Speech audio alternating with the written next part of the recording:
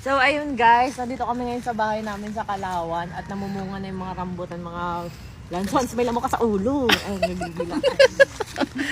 So, ayun guys, medyo maano lang dito. So, pipitas ako. Ayun na nakikita nyo guys, ang dami na oh. Ang baba lang na puno. Ang baba lang. Fresh. Ba't parang kulay yung medyo green? Ma'am, yung may yellow.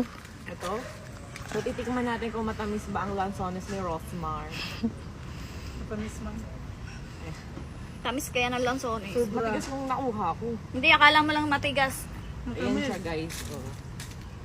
Tikman natin. Kung masarap. Ang tamis. Wala kang makasang asin. Tamis talaga. Okay naman siya guys.